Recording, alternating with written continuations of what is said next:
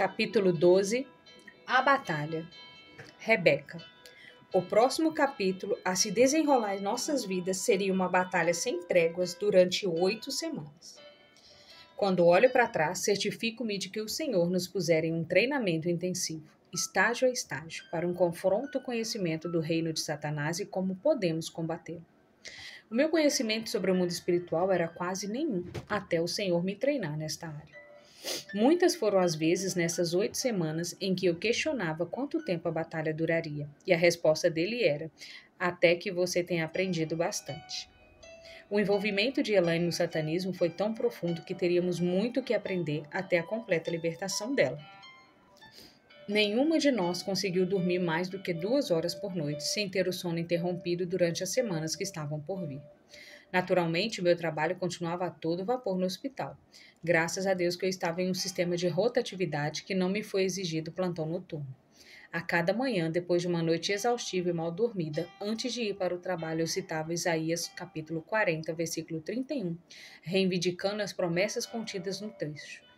Mas os que esperam no Senhor renovarão as suas forças. Sobem como asas, como águia, correm e não se cansam, caminham e não se fatigam.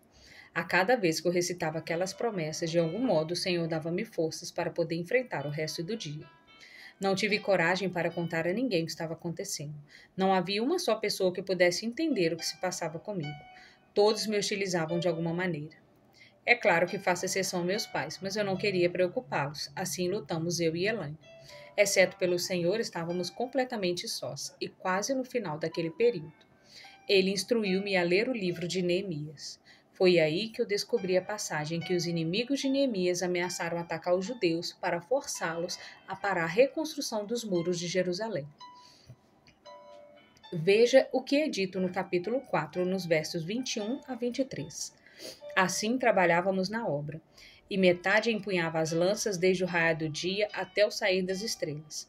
Também nesse tempo disse eu ao povo: cada um com o seu moço fique em Jerusalém, para que de noite nos sirvam de guarda e de dia trabalhem.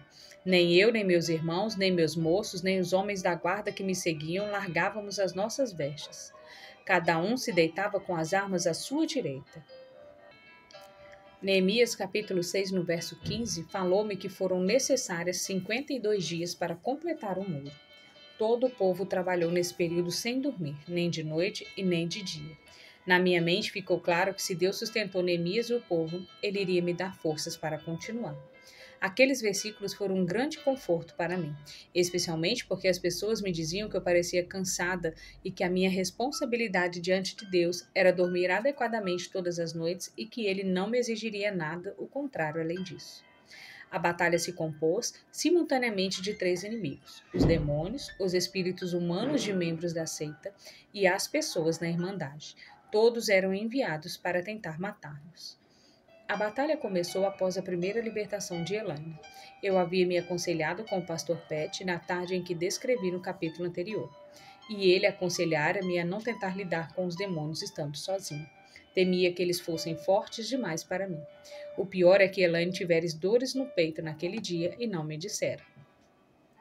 Naquela noite, depois que o pastor saiu, ela sentiu novamente dores fortíssimas no peito. Não esqueço como estávamos desencorajadas quando assentamos no sofá da sala de estar. Voltei-me para Elaine e disse: Elaine, aquela dor só pode ter sido causada por um demônio. Eles devem estar de volta. Por que você não falou sobre isso quando o pastor Pat estava aqui? O que eu pensara era que os demônios fecharam-lhe a boca impedindo que ela falasse qualquer coisa enquanto o pastor estava conosco. Nós duas assentamos em silêncio por alguns minutos e depois ouvi a voz dela.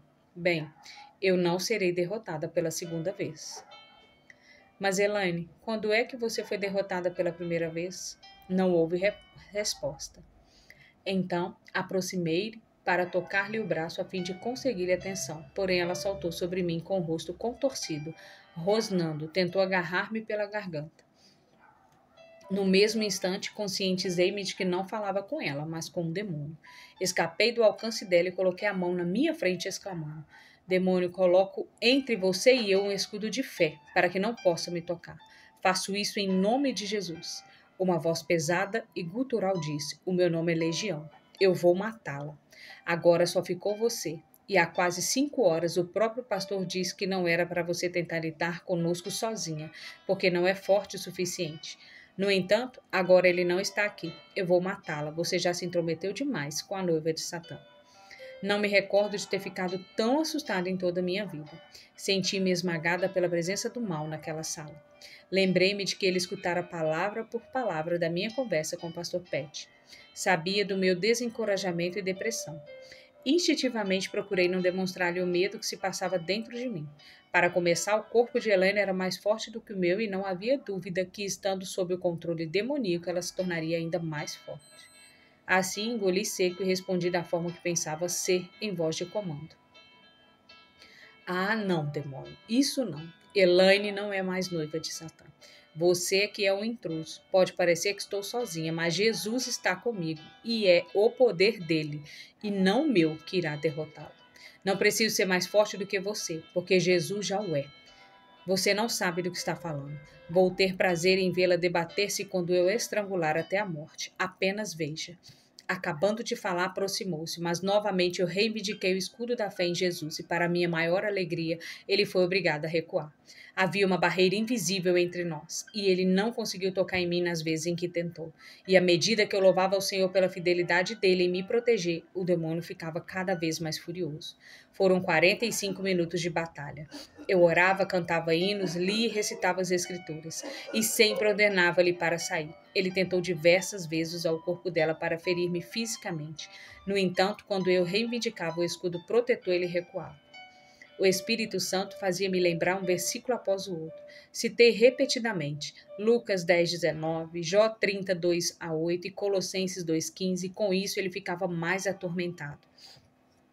Li sobre a queda da Babilônia no capítulo 18 de Apocalipse e disse que da mesma forma ele também irá ruir naquela hora. Ele gritava, me amaldiçoava, me ameaçava e por fim começou a me persuadir para que eu deixasse em paz. Mesmo assim, eu não desisti. Finalmente, com um grito de raiva, ele saiu dela no momento com uma violenta crise de tosse. Eu fiquei tão aliviada que derramei-me em lágrimas. Pobre Elaine. Ela ficara inconsciente o tempo todo. Ela não conseguia entender por que eu chorava tanto. Eu tremia da cabeça aos pés. Estivera tão apavorada. À medida em que contava a ela o que se passava, tive a consciência de que Jesus tinha sido fiel e dera-me seu poder e autoridade sobre a situação. Assustada como eu havia ficado, ele permanecera firme e perseverava-me das garras do meu inimigo. Elaine melhorou muito depois da saída do Legião e fomos dormir a nossa última noite de sono nas 8 semanas que começavam. A batalha continuou implacável nas noites e dias em que os demônios, através de Elaine, tentavam nos matar. Quando não era contra ela, era contra mim. O hospital, afortunadamente, ficava a 2 minutos de carro da minha casa. Várias foram as vezes em que o Senhor instruía-me a ir para casa urgente porque Elaine estava com problemas. E sempre que chegava, a encontrava inconsciente, quase sempre com o cinto atado ao pescoço, roxa pela falta de oxigênio. O demônio controlava-lhe as mãos para que ela apertasse o cinto a ponto de não conseguir respirar. Em outras vezes, ela estava sangrando com a faca ainda nas mãos. Encontrei-a várias vezes com dificuldade para respirar, porque tentava estrangular a si mesma com as próprias mãos sob o controle do demônio que queria esmagar-lhe a laringe. Diante desses fatos, sabia que era provisão do Senhor estar em um sistema de rotatividade que me permitia sair e voltar livremente para o hospital.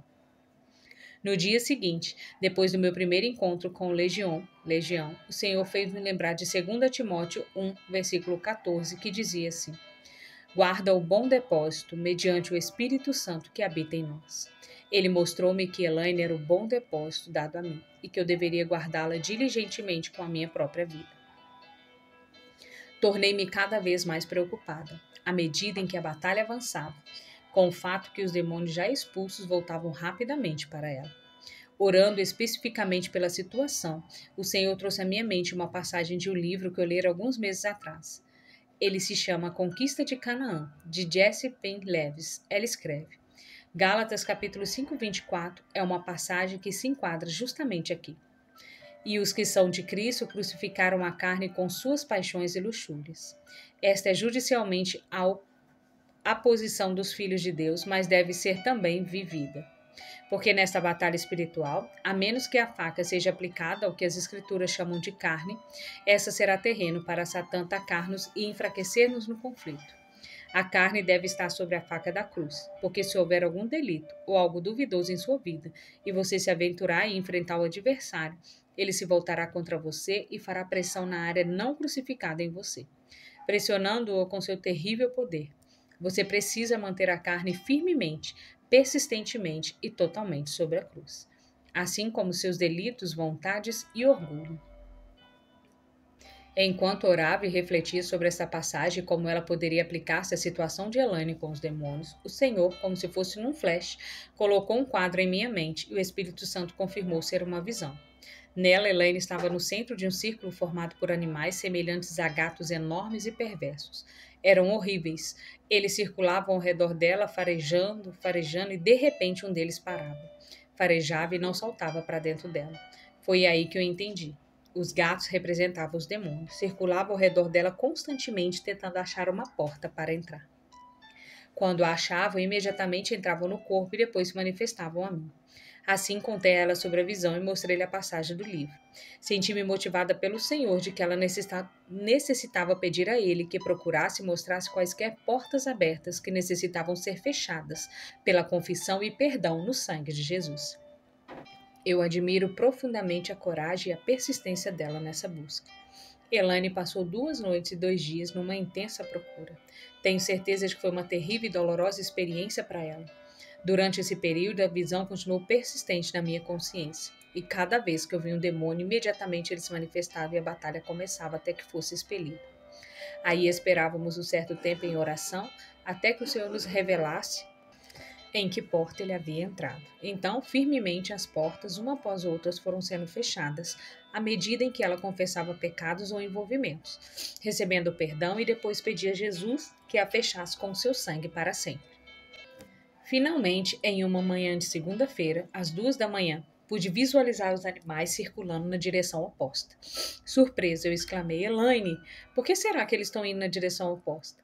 O que é que você quer dizer com direção oposta? Ao ouvir a resposta, pedi ao pai para que ela pudesse ver também. Imediatamente ele o fez. Ela ficou pensativa uns instantes e replicou: Suponho que seja porque eles não mais conseguem encontrar as portas na direção em que estavam indo. Logo depois que ela falou, ambas vimos um deles firmar-se nas patas traseiras e com as dianteiras ele tocava o que parecia ser uma barreira invisível. Elaine, gritei, devemos fechar o topo. Mas foi tarde demais. Ele saltara sobre a barreira e entrou pelo topo que obviamente tinha ficado aberto. O resultado foi que ela ficou em coma profundo. Estava sob o controle de um par de demônios chamada coma e sleep, sono sem fim. Que trabalho eles me deram. Eram muito poderosos e deixaram-na num coma tão profundo que as batidas do coração chegaram a 30 por minuto e algumas vezes ela parou de respirar.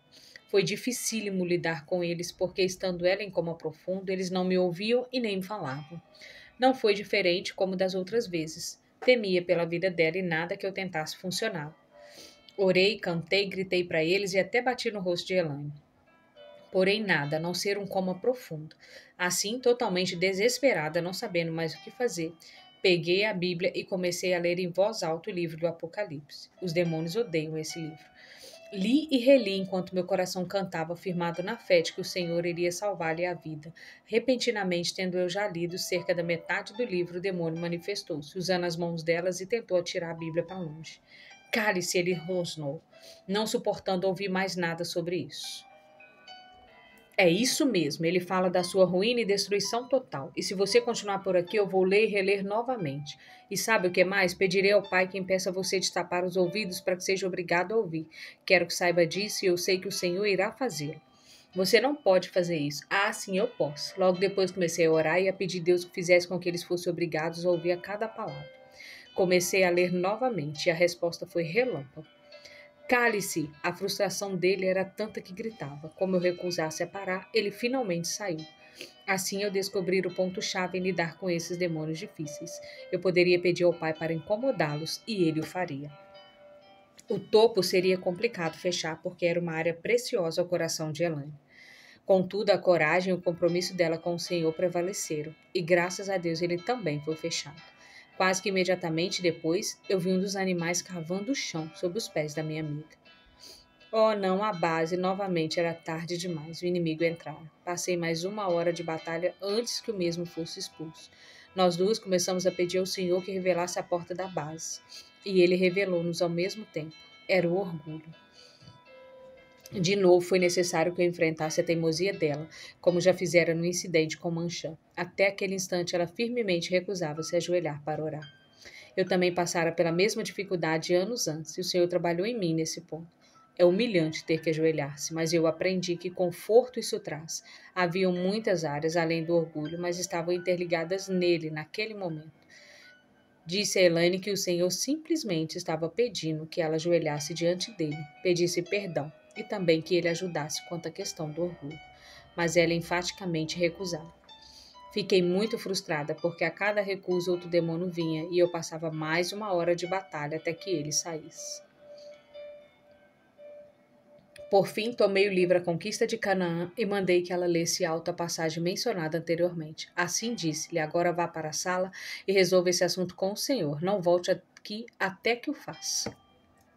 Não sei, nunca perguntei o que aconteceu entre ela e Deus na sala às 5 da manhã daquele dia. O que eu sei é que quando ela retornou havia algo de humildade nela. Possuía uma paz que eu nunca vira antes. Ambas vimos instantaneamente o trabalho completado. O incrível e maravilhoso foco de luz pendurado no teto encheu o quarto de uma luz quente, brilhante e adorável. Vi os demônios sumirem nas trevas, aquecendo-nos assentada à luz cálida do cilindro como se ela fosse a luz do sol. Na época nós não entendemos, mas estávamos vendo e sentindo a glória de Jesus como parte de mais uma etapa terminada na vida de Elaine. Na realidade, não vimos o cilindro e sua luz com os olhos físicos, mas o vimos em nossas mentes através de nosso espírito em uma visão dada pelo Espírito Santo. Também sentimos o calor e o amor irradiados por ele em nossos corpos físicos. Veja no capítulo 14.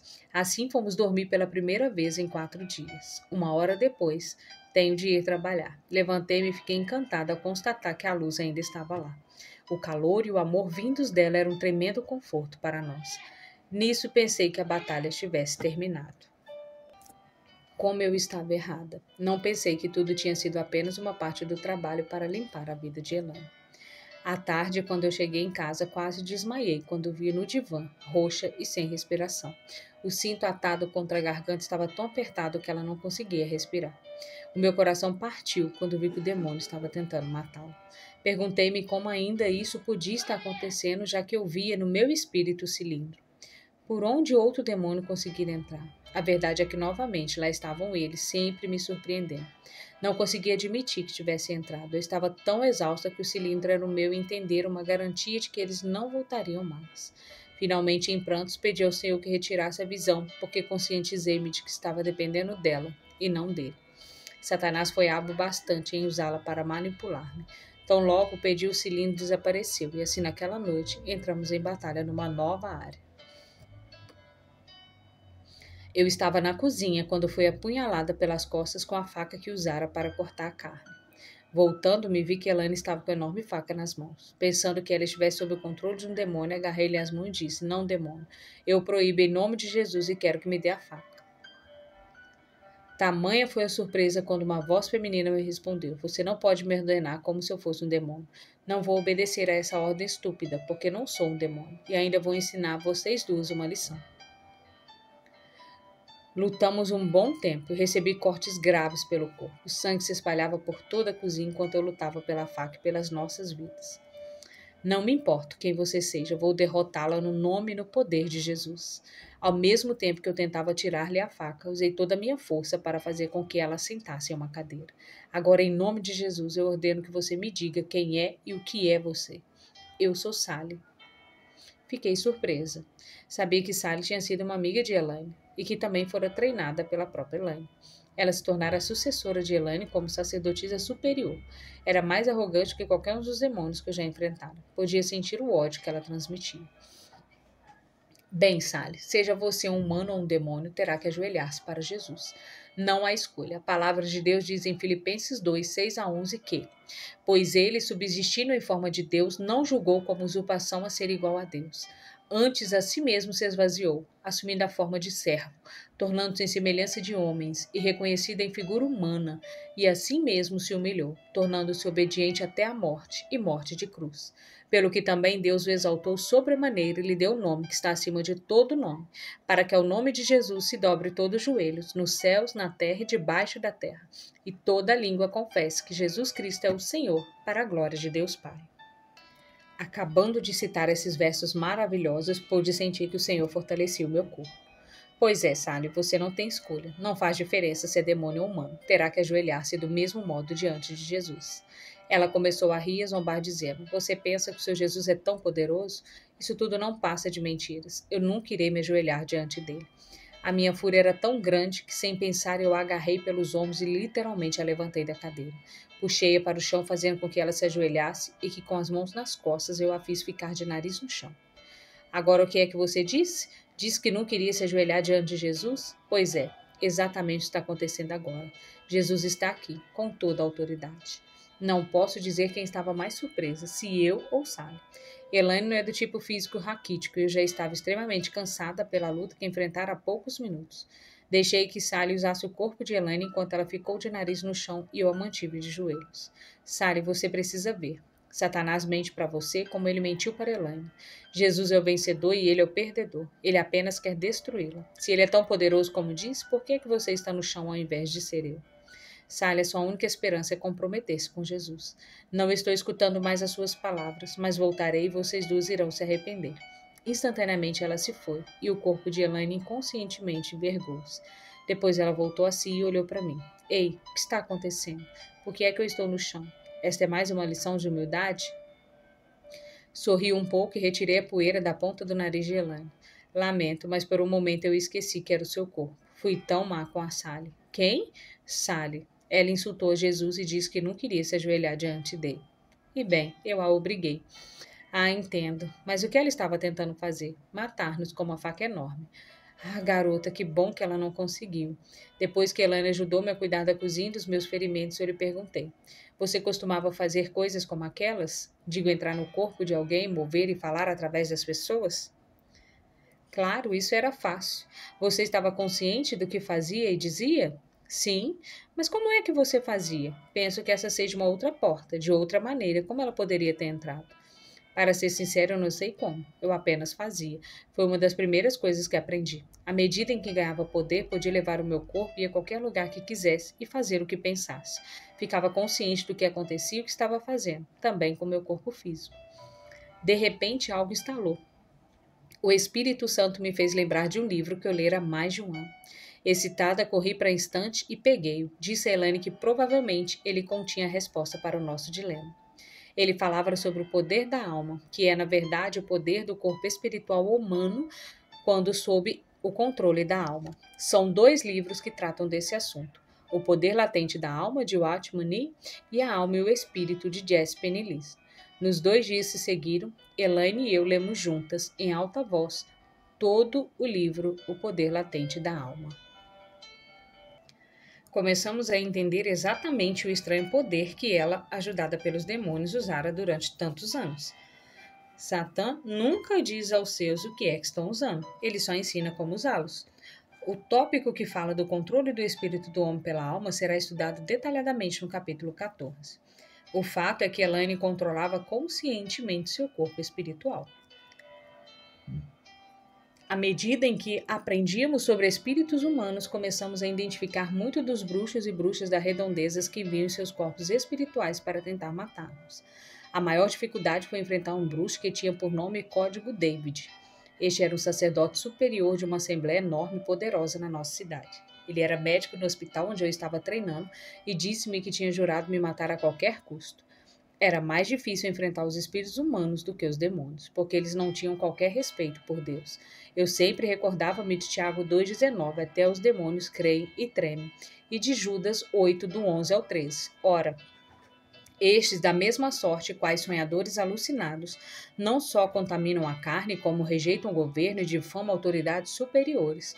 Contudo, o arcanjo Miguel, quando contendia com o diabo e disputava a respeito do corpo de Moisés, não se atreveu a proferir juízo infamatório contra ele. Pelo contrário, disse: o Senhor te repreenda. Estes, porém, quanto a tudo o que não entendem, difamam, e quanto a tudo que compreendem por instinto natural, como brutos sem razão, até nessas coisas se corrompem.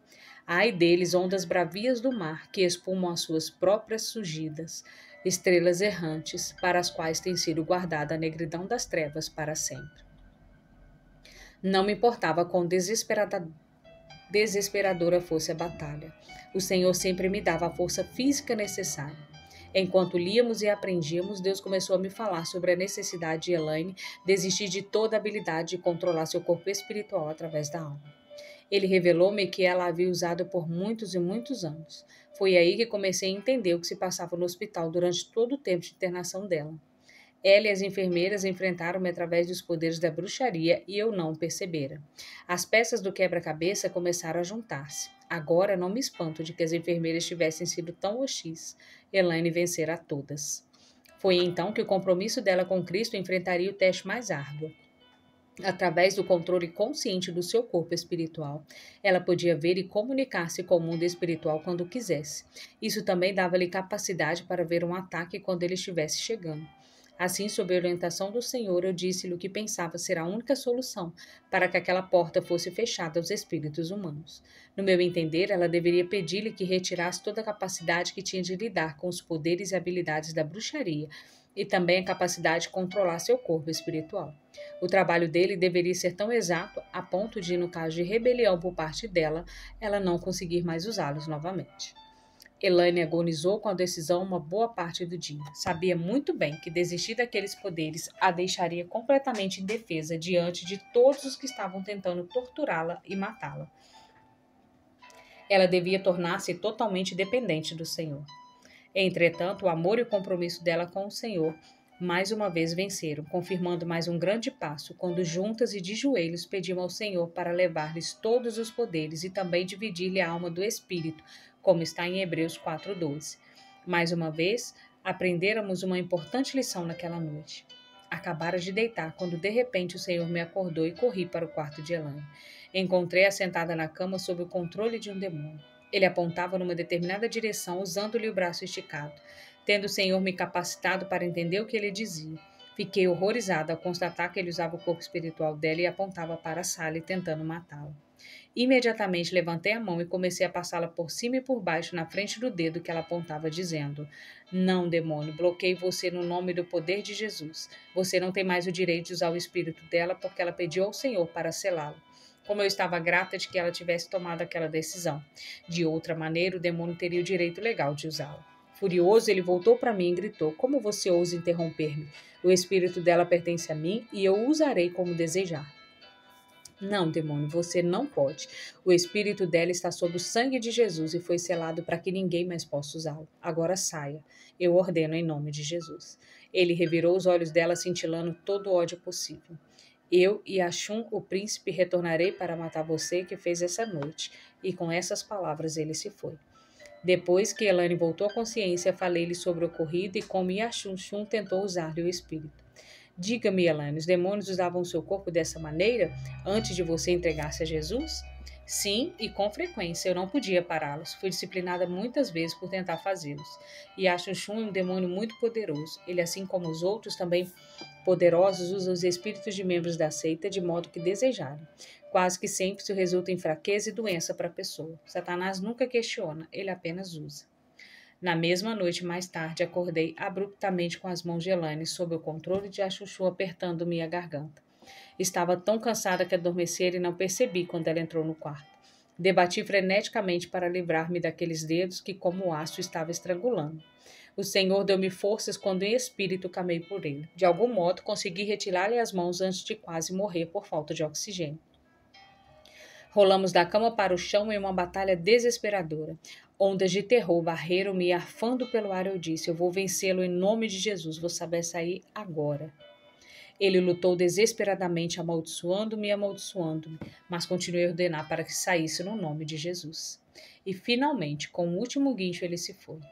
Instantaneamente veio sobre nós uma quietude tamanha e uma paz que não experimentávamos desde a primeira aparição do cilindro de luz no quarto. Mais uma vez, o Senhor dera-me a força necessária. Contudo, as feridas que recebi levaram semanas para cicatrizar. A minha laringe ficou tão danificada que tive dificuldades para falar durante muitas semanas. Respirávamos aliviadas, certas de que nossos problemas com as portas para os espíritos humanos já estavam todas fechadas. Estávamos completamente equivocadas. Nos 2 dias se passaram. Repentinamente, os espíritos de vários bruxos e bruxas vinham nos atormentar. Depois de muita oração e pesquisas, descobrimos que são 3 os níveis da alma que controlam o espírito: o consciente, o subconsciente e o terceiro nível mais profundo. Todos naturalmente estão na mente. E o terceiro nível é o inconsciente que os demônios usam tanto. Foi necessário que Helena entregasse ao Senhor os 3 níveis que eram controlados pela alma. Acabamos de fazê-lo, ela estava selada pelo Senhor. A partir daquele dia, nada, nem mais ninguém foi capaz de usar-lhe o corpo espiritual. No decorrer da batalha, passei a conhecer mais e mais o mundo espiritual, assim como os anjos de Deus. Numa determinada noite, depois da luta com Yashun, fiquei exausta, doente e bem mais fraca do que de costume.